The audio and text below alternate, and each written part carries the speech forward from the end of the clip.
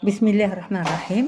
Nous abordons les signaux de base ou fondamentaux. En mathématiques, on montre qu'une fonction ou bien signal qui présente des discontinuités finies peut être représentée par une somme de signaux plus simples. De même, une fonction ou signal périodique peut s'exprimer en fonction d'une série de sinus et de cosinus appelée série de Fourier. Cette partie du cours a pour objectif d'introduire ces signaux.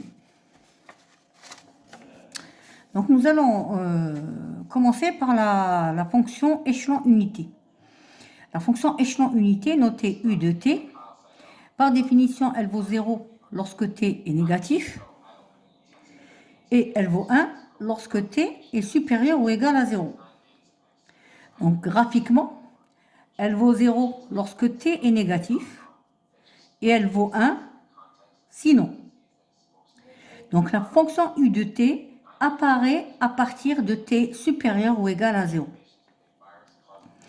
On appelle ce qu'il y a entre parenthèses, si je prends U de t,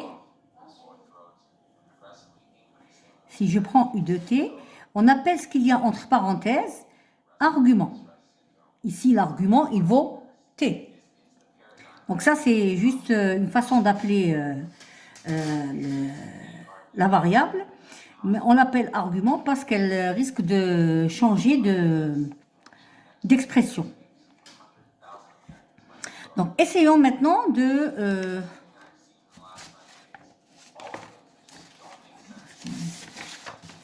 on va essayer, voilà. Maintenant, on va essayer de représenter graphiquement U de t moins 2, U de t plus 3 et 3 U de t plus 1,5.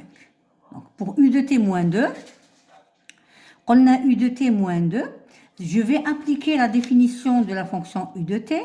Regardez, donc U de t, par définition, elle vaut quoi? Elle vaut 0 lorsque t est négatif et elle vaut 1 sinon. Sinon, ça veut dire positif ou nul. Ou bien ailleurs, ailleurs que t négatif, donc t supérieur ou égal à 0. Donc, comment on va faire pour déterminer l'expression de U de t moins 2? Donc, tout simplement, on revient à l'argument. Ici, l'argument, c'est t. Et là, l'argument, c'est t moins 2, comme on le constate. D'accord? Donc, à partir de là, qu'est-ce qu'on peut faire? On peut dire que un U de t est égal à 0 lorsque t, donc voici mon argument, je le retrouve ici, d'accord? Lorsque t est inférieur à 0, sinon, il vaut 1. La fonction, elle vaut 1. Donc ici, on va s'exprimer, ou là, on va raisonner en termes d'argument. Donc, on dira qu'elle vaut 0 lorsque mon argument, c'est t-2, est inférieur à 0, pardon. D'accord? Autrement dit, t inférieur à 2. Et elle vaut 1 si t-2, si mon argument est supérieur ou égal à 0, pardon, je ne sais pas pourquoi j'ai mis 1. Alors, en ce qui nous concerne, c'est la valeur de t, donc t supérieur ou égal à 2. Donc, si on veut, donc finalement, U de t moins 2, elle vaut 0 si t est inférieur à 2, et elle vaut 1 si t est supérieur ou égal à 2. Donc, graphiquement, on recopie ça bêtement, ou tout simplement. Donc, elle vaut 0 avant t égale à 2, et après t, donc elle n'est pas égale à 0 en t égale à 2, elle vaut plutôt 1 à partir de t égale à 2. D'accord. Donc, voici donc U de t moins 2. Donc, on va essayer de représenter maintenant U de t plus 3. U de t plus 3. Donc, U de t plus 3, on dira que U de t plus 3 vaut 0 lorsque son argument, c'est-à-dire t plus 3, est plus petit que 0. Et elle vaut 1 lorsque son argument, t plus 3, est supérieur ou égal à 0.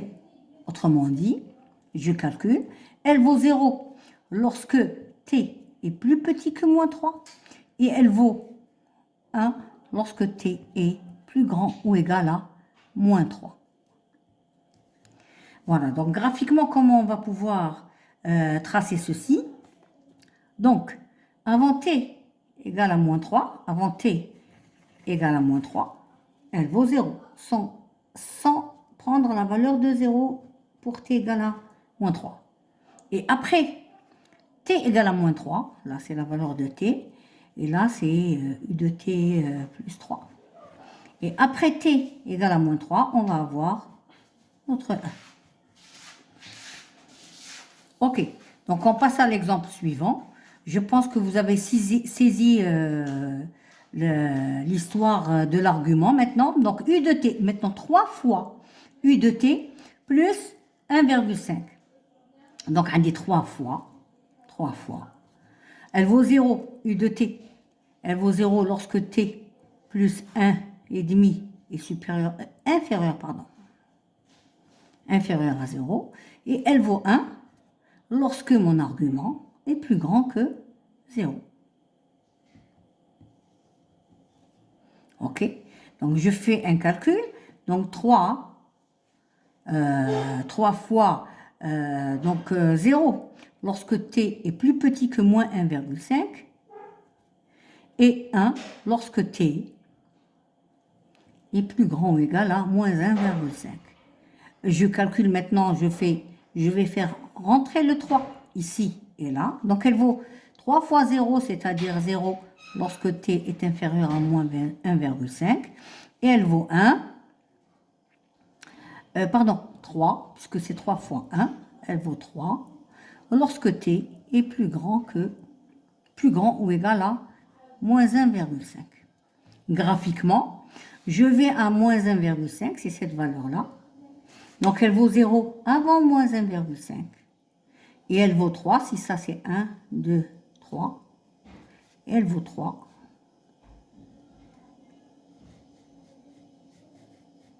Ici, à partir de t égale à moins 1,5. Maintenant, je rajoute un autre cas. Donc, un des moins 2, u de t moins 1. Donc, je vais aller plus vite maintenant. Elle vaut 0 2 fois 0 lorsque t est plus petit que 1. D'accord? Vous avez vu que j'ai directement travaillé avec l'argument. J'ai tiré directement la valeur de t. Et elle vaut 1 lorsque t est plus grand ou égal à 1. C'est bien ça, hein? D'accord. Donc, et là, je vais faire rentrer le 2, ou là, le moins 2 plutôt. Donc, c'est égal à moins 2. Donc, c'est égal à 0 lorsque t est inférieur à 1. Et elle vaut moins 2. C'est moins 2 fois 1, c'est moins 2. Lorsque t est plus grand ou égal à 1. Donc, on dit la valeur de 1. Elle vaut 0 avant 1. Bon, il faut suivre mon échelle. Et elle vaut moins 2 à partir de 1. Elle vaut moins 2 à partir de t supérieur ou égal à 1. Donc, je pense que ça, c'est quelque chose d'assez simple. Je vous retrouve de suite. La fonction rampe unité, R1. Donc, maintenant, on passe à la définition de ce type de signaux. Donc, c'est toujours un signal fondamental ou là de base. C'est-à-dire, à partir de ce signal, on peut exprimer les signaux qui présentent des discontinuités finies. Donc, par définition, R1 de t est égal à 0 lorsque son argument est inférieur à 0, et c'est égal à t lorsqu'est égal à l'argument, d'accord, ici c'est t, donc c'est égal à l'argument lorsque t est plus grand ou égal à 0. Et graphiquement, on peut le voir, donc c'est égal à 0 avant 0, et c'est égal à l'équation d'une droite, d'accord. Ça, c'est l'équation d'une droite. Mais ce qui est pris en compte, c'est uniquement à partir de t égale à 0. Donc, elle vaut t. Avant t égale à 0, elle vaut 0. D'accord? Donc, on prend la droite t, mais on ne prend pas cette partie. Cette partie, c'est pour t égale à 0, t inférieur à 0. Comme vous pouvez le voir ici, t inférieur à 0, la fonction tana, elle vaut 0. Donc, on prend une partie de droite, ça nous constitue notre rampe. On dit que la fonction rampe apparaît lorsque son argument, ce qu'il y a entre parenthèses, l'argument de R1, si vous voulez, R1 de l'argument, est supérieur ou égal à 0. Donc, on va donner une petite application. On vous demande de tracer R1 de t-2, R1 de 2 moins t, R1 de 2t plus 1 et 3 fois R1 de t plus 1, le tout sur 3. Donc, vous allez voir, c'est assez simple. Donc, on va commencer par R1 de t-2. Maintenant, on va juste appliquer la définition. Je reprends la définition T, c'est juste pour voir. Donc, R1 de t est égal à quoi? Est égal à 0 lorsque l'argument est négatif. Et elle vaut l'argument d'accord, lorsque t, ou son argument, est positif ou nul. Donc, elle est l'argument donc on va dire 0 lorsque t-2 inférieur à 0. Et elle vaut quoi? L'argument t-2 lorsque mon argument est supérieur ou égal à 0. Et à partir de là, les jeux sont faits. C'est très simple, il suffit de tirer t. Donc t inférieur à 2. Et là, on va dire que t moins 2 lorsque t est supérieur ou égal à 2. OK. Donc là, on va procéder graphiquement. Donc elle vaut 0. Donc on va représenter Hadia, c'est très simple. Andi 2. Elle vaut 0. J'espère que tout le monde voit le 0. D'accord? Elle vaut cette valeur-là. Or ça, c'est l'équation d'une droite. On va donner 2 points. Je vais donner 0. Pour t égale à 0, c'est égal à moins 2. Moins 2. D'accord? Je vais tracer ma droite, bête et méchant. Et pour t égale à 2, c'est égal à 0. Donc voici un point, voici un deuxième point. Donc, je trace ma droite. Mais ce bout de droite, on ne va pas l'utiliser. En fait, elle vaut 0 lorsque t, t inférieur à 2, elle vaut 0. Et après t égale à 0, elle vaut t moins 2. D'accord? Donc, je prends juste la portion t à partir de 2. C'est à partir de 2 je vais considérer cette droite. Ou la valeur. D'accord? Je passe maintenant à cette expression qui a l'air d'être difficile, mais en fait, elle n'est pas difficile du tout. Donc, elle vaut 0 lorsque l'argument est négatif, et elle vaut l'argument de moins t lorsque l'argument est supérieur ou égal à 0. Donc 0 et 2 moins t, la valeur de t pour pouvoir la tracer. Hein, parce que l'application, justement, nous demande de tracer ce genre de fonction. Donc, qu'est-ce que je vais faire? Donc, elle vaut 0 et 2 moins t. On a 2 moins t, donc t, t, qui est supérieur à 2. D'accord? Ou on a t est inférieur ou égal à 2. OK? OK, donc, on a 0. Lorsque t est supérieur à 0. Je vais la tracer en rouge. Je vais tracer ces deux droites. Donc, supérieur à 2, un D, 0. C'est facile de tracer 0. Donc, avec T, on va dire c'est R1 de 2 moins T. On ben, une droite d'équation 2 moins T. 2 moins T, l'ordonnée à l'origine, c'est 2. D'accord? Et elle a une pente égale à moins 1. Autrement dit, c'est celle-là. Elle est la droite. Tout le monde voit la droite, j'espère. OK, mais attention. J'ai cette droite uniquement lorsque t est inférieur ou égal à 2. OK, donc c'est dans cet ensemble. Donc elle dit, quand t est supérieur à 2, on force la droite à s'annuler. D'accord? On la force à s'annuler. Donc, pour tous les lignes, donc je vais la tracer en noir, si vous le permettez. Donc, avant 2, elle vaut 2 moins t, et après 2, elle va valoir 0. Donc voici, je vous demande de rebobiner cette vidéo pour suivre le tracé. Donc je suis obligée d'avancer. Maintenant, on va passer à 2t plus 1, R1 de 2t plus 1. Donc elle vaut 0 lorsque quoi? 2t plus 1 plus petit que 0. Autrement dit, elle vaut 0 lorsque t est plus petit que moins 1 demi. Est-ce que tout le monde voit ça? Je tire t. Le 1 ou les moins 1. Ensuite, je divise par 2. J'isole le t. Je lis le t isolé. Et elle vaut quoi? Elle vaut 2t plus 1. Lorsque 2t plus 1, pour séparer, 2t plus 1 est plus grand ou égal à 0. Autrement dit, lorsque t est plus grand ou égal que moins 1 demi. Donc, elle vaut 2t plus 1 dans cet intervalle de moins 1 demi à plus l'infini. Ou on a de moins l'infini à moins 1 demi. Ok, donc on chauffe moins 1 demi. Je vais prendre 1, 2, ça c'est moins 1, moins 2, 1, 2. On va essayer d'être... Ok, donc qu'est-ce qui s'est passé? Donc, elle est moins 1 demi. Maintenant, avant moins 1 demi, elle vaut 0.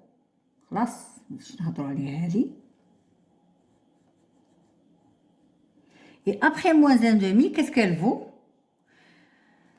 Elle vaut 2t plus 1. Donc 2t plus 1 pour tracer cette droite 2t plus 1. On va la tracer en rouge. Je vais tracer la droite.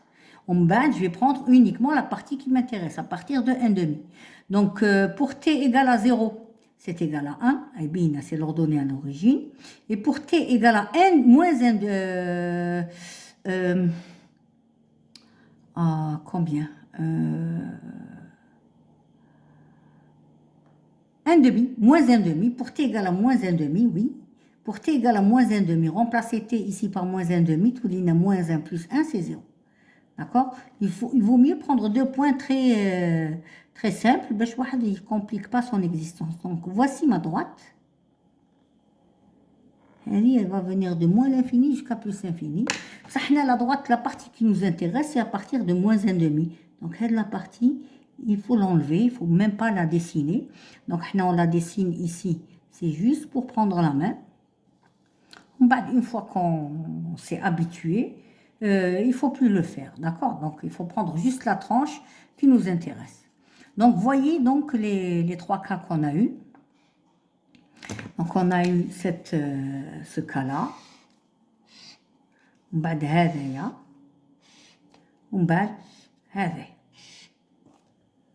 Je vais dans le détail.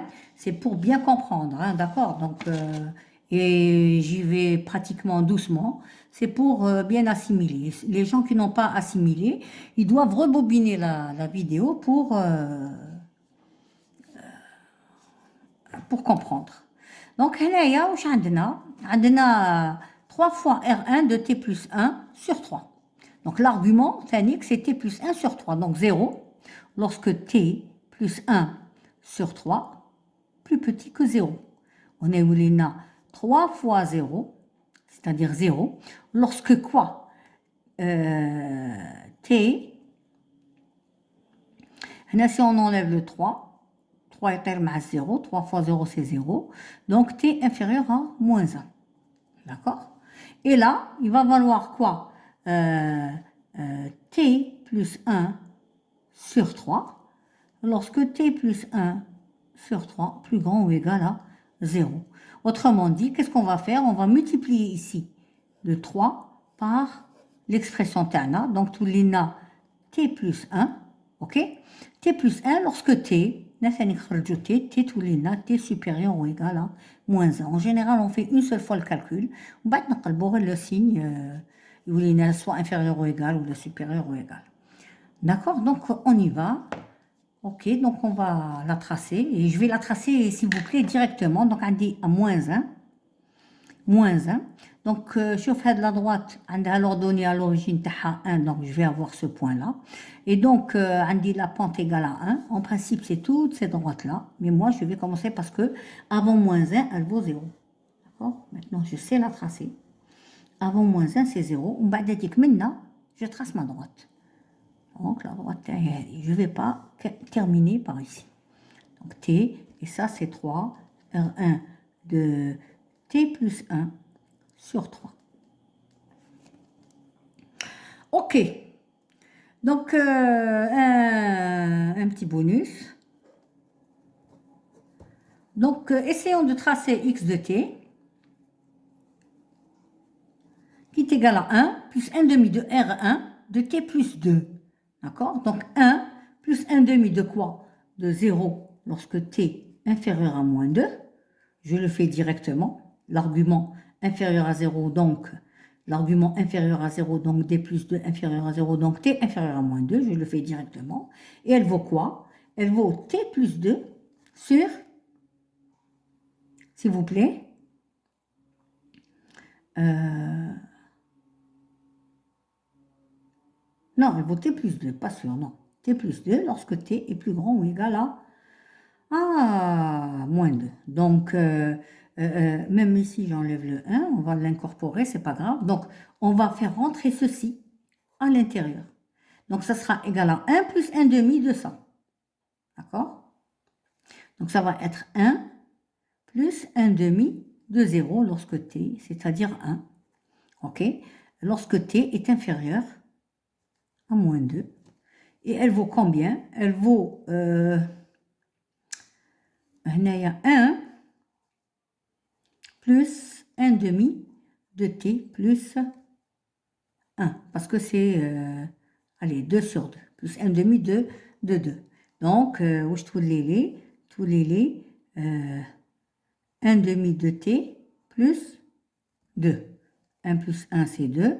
Et 1 demi de t, c'est lorsque t est supérieur ou égal à quoi? À moins 2.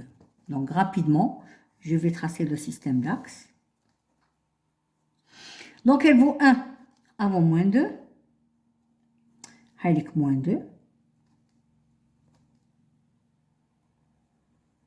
Elle vaut 1. Après moins 2, elle va valoir cette expression-là. Donc, on donne deux valeurs. On a de moins 2. Moins 2 multiplié par 1 demi, c'est moins 1. Plus 2, ça fait 1. Donc, avec un premier point. Un deuxième point. Nous avons un deuxième point. Maintenant, on va donner un deuxième point. 0. 0, pourquoi pas. Donc, pour 0, c'est 2. 1, 2, voilà. Donc, voici la droite. Je vais passer sur l'équation, mais c'est pas grave. Donc, donc, voilà. Très bien. Donc, on passe à la suite. Je vous rappelle, si vous ne comprenez pas, rebobinez. Et si vous ne comprenez pas encore, vous avez mon mail qui est sur Moodle. Mon mail et mon numéro de téléphone. Vous pouvez me joindre et on va essayer de s'arranger. Donc, la troisième fonction de base, c'est la parabole unité. Notez R2 de t. Elle vaut 0 lorsque t est négatif et elle vaut 1 demi de t carré lorsque t est supérieur ou égal à 0.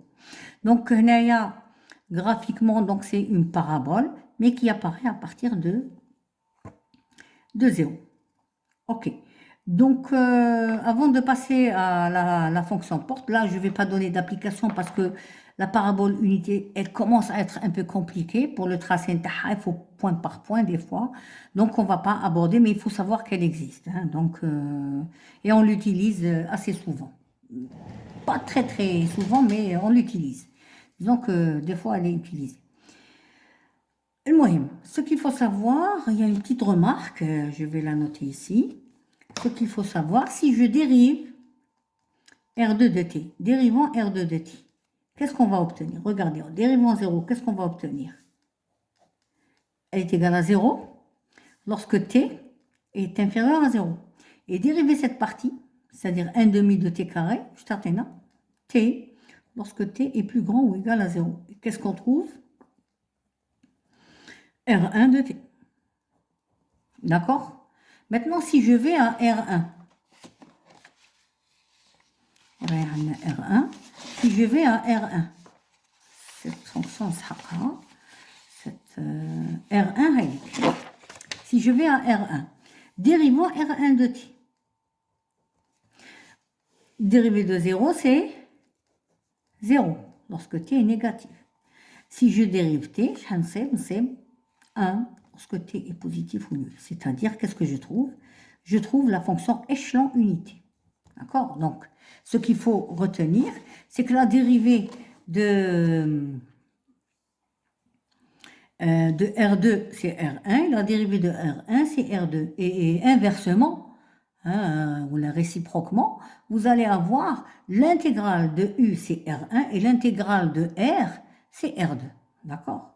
Et puis la dérivée de U, à quoi elle est égale? Si je reprends la dérivée de U, je prends une feuille ici, on va travailler comme ça. Donc, si je prends U de T, et je la dérive. Si je prends U de T, elle est U, elle vaut ça. Je vous demande d'aller au cours des distributions. Les 3 cours sont postés sur YouTube. Et dans l'un des 3, je crois que c'est dans le dernier, ou la dernière partie. Si vous voyez la dérivée des fonctions qui présentent des discontinuités, c'est-à-dire on va la dériver là où elle est continue, partout. Donc, dérivons-la. U' de t. Donc là où elle est continue, on voit que là elle est continue, et là elle est continue. Et la discontinuité, elle apparaît ici, dans ce point qui est égal à 0. Donc avant t, c'est 0, la dérivée de 0, c'est 0. Après t, U de t est égal à 1, la dérivée de 1, c'est 0. C'est une constante après 1. Ok? Mais qu'est-ce qu'elle vaut? En 0. En 0, la dérivée, je rappelle, je donne le rappel, je vous invite à aller voir la vidéo.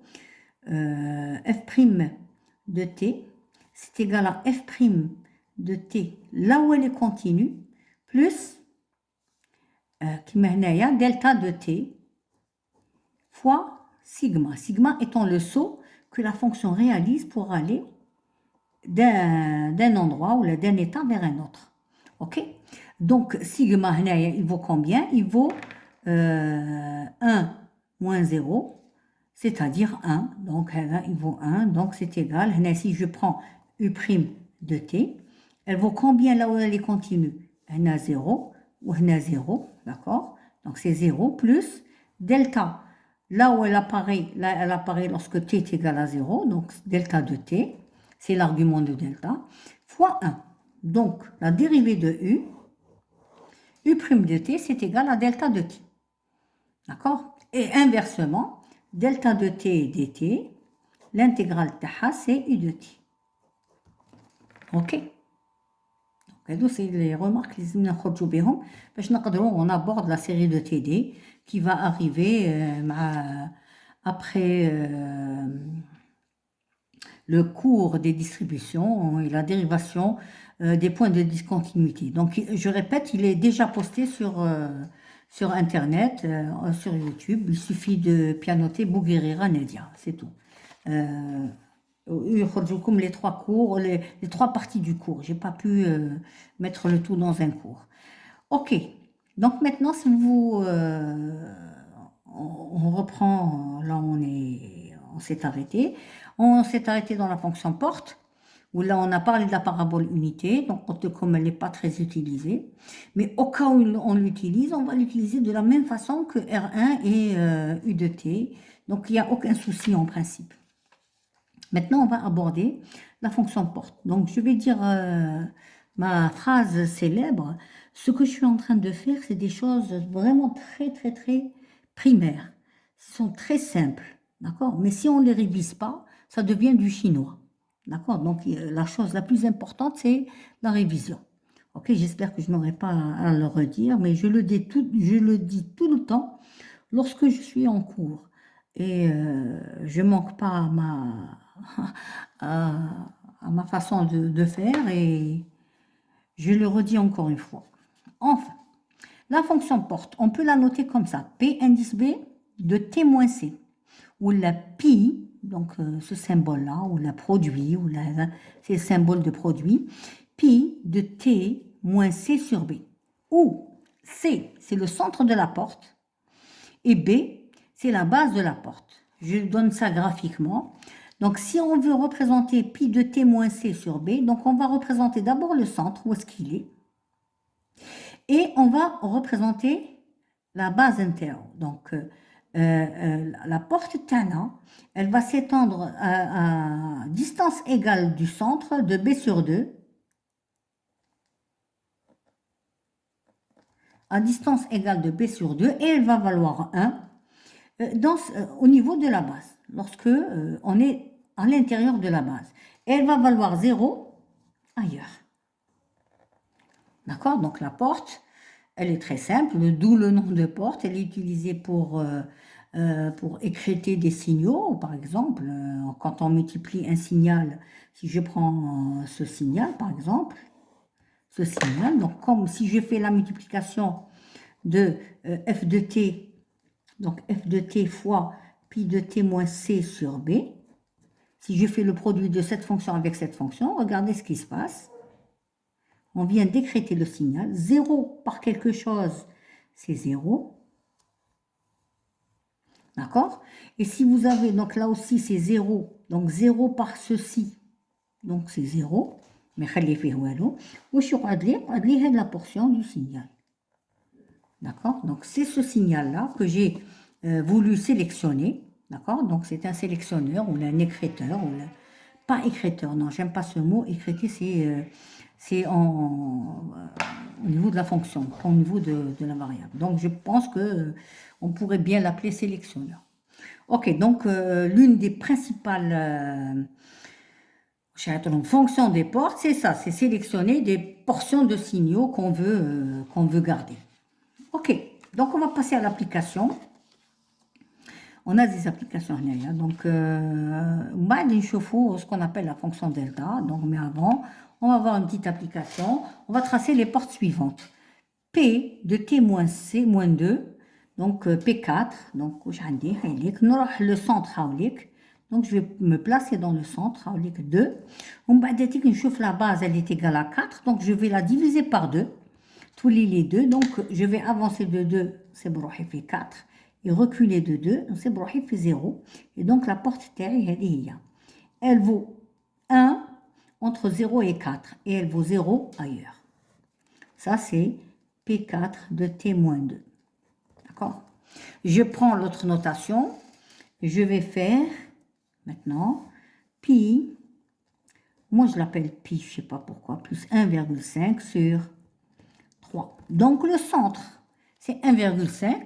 Et la base est égale à... le centre, attention, le centre est égal à quoi? Moins 1,5, parce qu'on dit t moins le centre. Donc, hadia, comme on peut l'écrire? On peut l'écrire comme ça. Moins 1,5.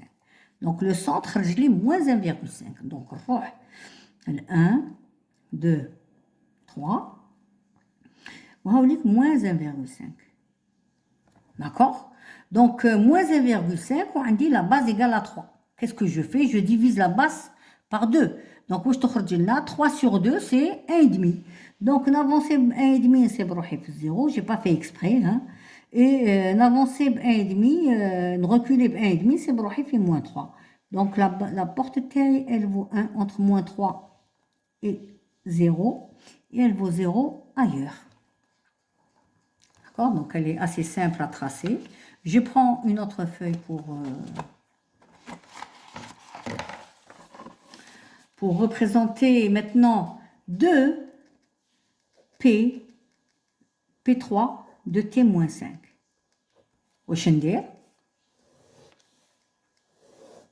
واش نديرو عندنا le centre تاعي راه فيه 5 donc 1 2 3 4 5 ou la base تاعي c'est 3 donc n'avancer ب 1,5 diviser la base par 2 c'est بروحي في 6,5 ونجي من هنايا c'est بروحي في 3,5. D'accord? Donc, en principe, elle vaut 1. Elle dit c'est la porte. Mais la porte, elle est amplifiée de 2. Donc, elle est multipliée par 2.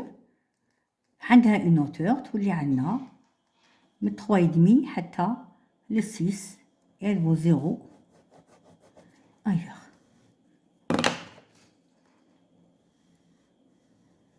Donc, ce que je vais vous dire maintenant, il faut bien le retenir. Vous m'avez vu tracer les signaux et à chaque fois, خطرات ندير des pointillés, خطرات ندير un trait, خطرات ما ندير والو. Tout simplement parce que ici, il y a une absence de signal. D'accord? Donc, il n'y a rien. D'accord? Il y a un saut qui se fait. Si je mets le trait, ça ne veut rien dire. Ce trait ne veut rien dire. C'est juste pour me repérer. C'est juste un repère. باش نعرف روحي بلي طلعت هنا. ماشي طلعت هنا ولا طلعت هنا. ولا هبطت من هنايا ولا إلى آخره. هنايا, je vois que je peux ne pas mettre les pointillés ou le trait. Donc, il n'y a pas de souci. Je peux le garder comme ça. D'accord? Donc, mais ça veut dire un saut. OK? Et ça aussi, ça veut dire un saut. OK? Donc, il faut faire attention à cette notation. Allons voir maintenant la dernière expression, x de t égale à pi de t moins 2 sur 2 moins pi de t moins 4, toujours sur 2. Qu'est-ce que je vais faire? Je vais tracer chacune وحدهم ومن بعد نطراسيهم في زوج dans un même graphe. Donc, voici la fonction تاعي اللي حنطراسيها هنايا. هذه هي x de t. هنايا je vais tracer pi de t moins 2 sur 2. وهنا je vais tracer pi de t moins 4 sur 2. Et là, je vais tracer x de t qui est ça moins ça. D'accord? Donc, allons-y. Ok, donc pi de t moins 2 sur 2. On aura le 1, 2. Donc, ça va être 2 ici et 2 là. 2. Donc, et je vois que la base, elle est égale à 2. Je divise la base par 2, ça me donne 1. Donc, je vais avancer de 1 à droite et reculer de 1 à gauche. Donc, 2 moins 1, c'est 1. Et 2 plus 1, c'est 3. 3, ensuite, on a 4. OK? Donc, la première porte taille. C'est bon, donc ça c'est 0, 0, à l'infini. D'accord, je ne vais pas tracer jusqu'à l'infini. Je vais tracer maintenant la deuxième porte, pi de t moins 4, le centre taire fait le 4, sur 2. La base de Hathanik, c'est 2. Si je divise la base par 2, c'est 1. Donc je vais avancer de 1 et reculer de 1. Donc, la porte taille, elle vaut 1. Vous voyez, je mets ces traits, c'est pour me repérer, sinon je vais mal dessiner. Ok. Je pense que tout le monde est d'accord avec moi ici. Maintenant, qu'est-ce qu'on va faire? On va faire ce signal, moins ce signal. Ok? Et on va le tracer ici. Regardez ici, il y a plusieurs intervalles qui s'offrent à nous. Donc, on dit, même moins l'infini le 1, même moins l'infini le 1, 0, 0, moins 0. Je vais là. 0. Tout le monde le voit. Même le 1, le 2, on aura 1, moins 0. 1, moins 0. Il 1, ou la valeur c'est 0. 1 moins 0, c'est 1. Donc, je trace 1. Le 3, le 5, on dit 0, moins 1. 0 moins 1 est égal à 1. Moins 1, pardon. À partir de là, 0 moins 0, c'est toujours 0. Donc, je vais reprendre avec le surligneur. Je vais 0.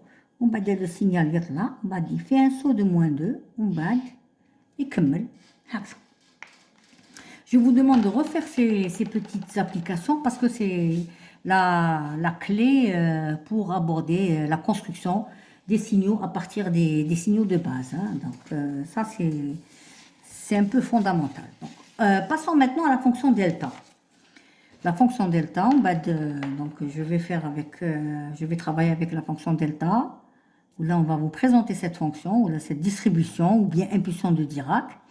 Une fois qu'on termine ça, je fais les petites applications Hnaya, et ensuite on va s'arrêter. Je ne vais pas donner d'exercice ou d'application à l'aide des fonctions sinus et cosinus, ou là pour les fonctions périodiques. Parce que tout simplement, j'estime que vous les connaissez pour l'instant. Mais sinon, je vais faire le TD. Dans le TD que je vais vous envoyer, je pense par écrit, on va aborder ça. Donc, je pense que sinus et cosinus, c'est des fonctions connues. Hadouk, c'est des fonctions qu'on ne connaît pas. Elles sont simples, mais on ne les connaît pas. Elles sont nouvelles pour nous. C'est pour ça que j'insiste là-dessus. La fonction delta, appelée distribution de Dirac ou la impulsion de Dirac. Je parle de cette fonction dans l'introduction à la théorie des distributions et je vais quand même redéfinir cette fonction delta. Elle vaut 0, quel que soit t différent de 0. Elle vaut 0 sur toute r, sauf en 0, sauf lorsque son argument est égal à 0, est égal à 0. Elle vaut 0, quel que soit son argument. Quel que soit son argument différent de 0. Et lorsque l'argument est égal à 0, qu'est-ce qu'elle va valoir? Elle va valoir l'infini. Ceci, c'est d'une part. D'autre part, elle a l'intégrale taha de moins l'infini à plus l'infini, elle vaut 1. Pourquoi? Parce que justement, c'est une distribution. Hein, donc, par définition, par 1. Donc, graphiquement, comment on peut représenter cette impulsion? On ne sait pas. Elle vaut 0, elle vaut 0 partout, c'est bon. Mais en 0, elle vaut l'infini. Comment je vais représenter l'infini? C'est pour ça qu'on la représente symboliquement avec une flèche de hauteur 1. Parce que là, delta, elle est multipliée par 1, donc de hauteur 1. Ok, donc on ne rentre pas dans les détails. Je vais peut-être poster une petite vidéo, une autre, où je vais expliquer comment on peut approximer la fonction delta à l'aide d'une fonction porte. Uniquement une fonction porte, hein, d'accord? Donc, je ne vais pas le faire ici, mais je vais peut-être le poster quelque part, ou là, je vais le dire par écrit, hein, sur la plateforme Moodle. Ok, donc, mais vous trouverez cette information quelque part, hein, d'accord? Donc, parlons un peu de delta. C'est une fonction un peu bizarre. Elle vaut 0 partout, donc là, il n'y a pas de souci. Mais elle vaut l'infini lorsqu'elle apparaît. Elle apparaît lorsque son argument s'annule. D'accord? Cette impulsion, elle apparaît et disparaît immédiatement. D'accord? Elle apparaît en t égale à 0, elle vaut l'infini et elle retombe à 0. D'accord? Donc, c'est une fonction assez spéciale. Hein? D'accord? Donc, mais son intégrale de moins l'infini à plus l'infini, elle vaut 1. Et donc, on a l'impression que c'est une fonction qui nous fait peur, mais personnellement, cette fonction, quand je la vois, je suis contente parce qu'elle me permet de faire beaucoup de simplifications. On va le voir, on va essayer de le voir à travers les cours qui vont arriver ultérieurement. Donc, en application, on vous demande de tracer delta de t-2, delta de t plus 2. On vous demande de tracer x de t égale à delta de t plus delta de t moins 1, moins 2 delta de t plus 1. Ensuite, on vous demande de tracer la somme des delta de t moins 2n pour n allant de moins l'infini à plus l'infini. Commençons par delta de t moins 2. Delta de t moins 2. Si je reprends la définition, delta de t moins 2, elle vaut 0 lorsque son argument est différent de 0. Donc, elle vaut 0 lorsque son argument ici, c'est t moins 2, égale à différent de 0. Autrement dit, lorsque t est différent de 2. Et elle vaut quoi? L'infini lorsque t est égal à 2. Donc, cette impulsion, elle apparaît quand? Elle apparaît lorsque son argument s'annule. D'accord? Autrement dit, t moins 2 égale à 0. Donc, lorsque t est égal à 2. D'accord? Donc, graphiquement, je peux la représenter comme ça. Mais avant de la représenter, je vais représenter maintenant delta de t plus 2 parce que j'ai pas assez d'espace. Et x de t. Donc, je vais représenter delta de t plus 2. Elle vaut quoi? 0 lorsque t plus 2, son argument, est différent de 0. Et elle vaut l'infini lorsque t plus 2,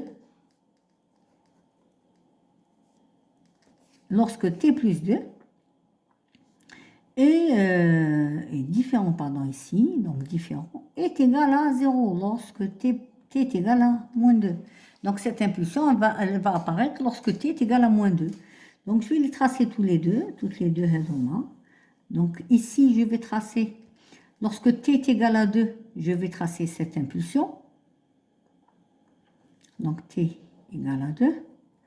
Avec la première impulsion, elle vaut, la hauteur elle vaut 1. Delta de t, avec delta de t moins 2. Et si je vais au point t égale à moins 2, je vais tracer delta de t plus 2. La hauteur elle est égale à t plus 2. Voilà. Ok. Je passe à la suite. Traçons x de t, qui est égal à delta de t,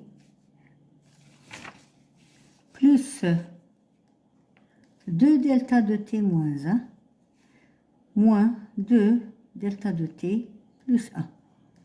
Donc, elle dit rapidement, elle dit, la première, où est-ce qu'elle va apparaître? Donc, je vais les tracer sur un système d'axes comme ça. L'oula, zéoja, c'est ça. Delta de t moins 1 fois 2 ou non, خليها delta de t وهذه delta de t plus 1. Donc, à votre avis, elle dit où est-ce qu'elle va apparaître? Elle va apparaître lorsque cet argument est égal à 0. Autrement dit, en t égale à 0. Donc, elle est la première. Et celle-là, où est-ce qu'elle va apparaître? Lorsque t moins 1 est égal à 0. Autrement dit, t égale à 1. Donc, elle va apparaître ici. Pardon. Elle apparaît en t égale à 1. OK? Et delta de t plus 1, elle va apparaître lorsque t plus 1 est égal à 0. Autrement dit, t égale à moins 1. Donc, elle va apparaître ici. Et là, qu'est-ce qu'on va tracer? On va tracer x de t. Elle est 1, 2. Donc, qu'est-ce qu'on va faire? On va dire que c'est égal à quoi? C'est égal à x de t. Donc, il y a de la flèche. Donc, partout, il y a des zéros. Vous êtes d'accord? Sauf en ces 3 points-là. En ces 3 points. OK? Donc, partout, il y a égal à 0. En 0, qu'est-ce qui se passe? J'ai delta de t. Donc, je reprends delta de t, plus rien d'autre. OK? En moins 1, qu'est-ce que j'ai? On va dire plus 2 fois t moins 1.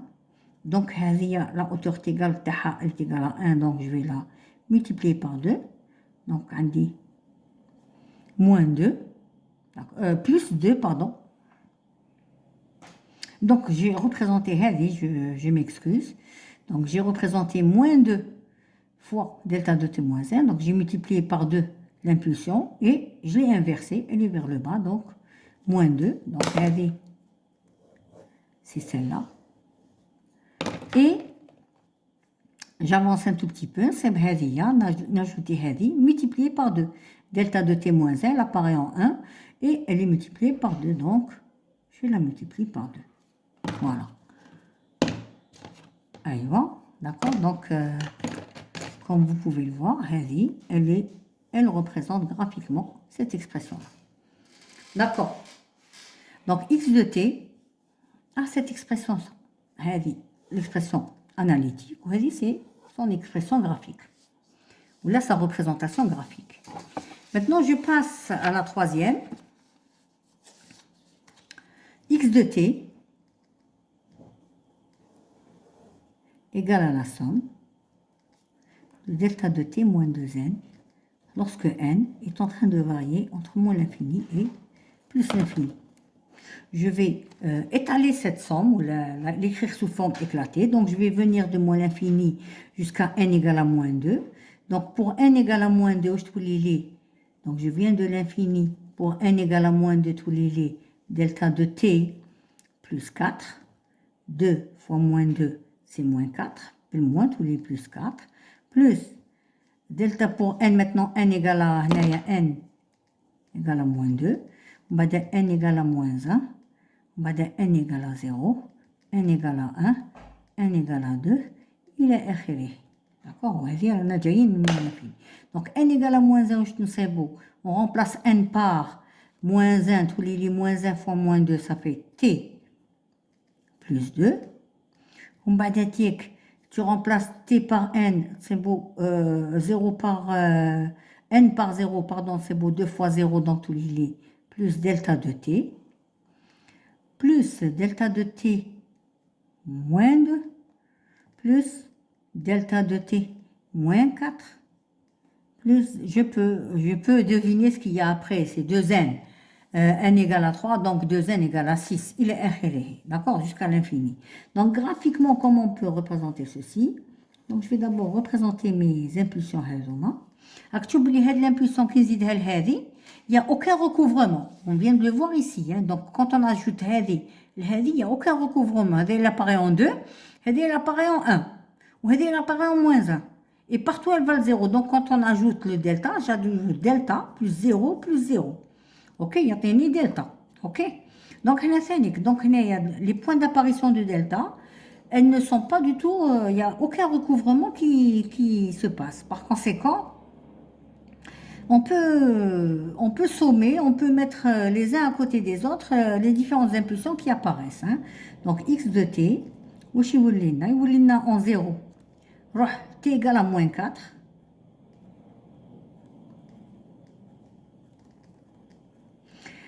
Moins 1, moins 2, moins 3, moins 4. Donc, on dit une impulsion fait moins 4. On dit une impulsion t plus d'égal à 0, donc t égale à moins 2. On dit une impulsion lorsque t est égal à 0. Et la hauteur égale à 1. On dit une impulsion fait t égale à 2, donc fait 1 mèche, fait 2 kayin, 3 mèche, 4 kayin, 5 mèche, donc les n paires. Donc fait 2, on dit wahda. Fait le 4, je peux aller maintenant, je peux deviner à quoi est égal il est arrivé. Moins 2 en avant, il est arrivé. Donc, elle dit moins 6, moins 8, il est arrivé. 0, 2, 4, 6, 8, 10, il est arrivé. Donc, voici cette représentation de delta. C'est ce qu'on appelle aussi la fonction chat de t, c'est la fonction peigne de Dirac. Le peigne de Dirac. La théorie des distributions, l'introduction à la théorie des distributions. Je vous rappelle que je l'ai déjà posté, donc vous pouvez la retrouver. Alors que ce cours, il précède en principe, il est avant la théorie des distributions. Donc voilà, je m'arrête ici. Je vous demande de revoir cette vidéo avec beaucoup de concentration et essayer de refaire les petites applications d'Almehom. Elles sont fondamentales pour ce qui va arriver par la suite. Je vous remercie pour votre écoute.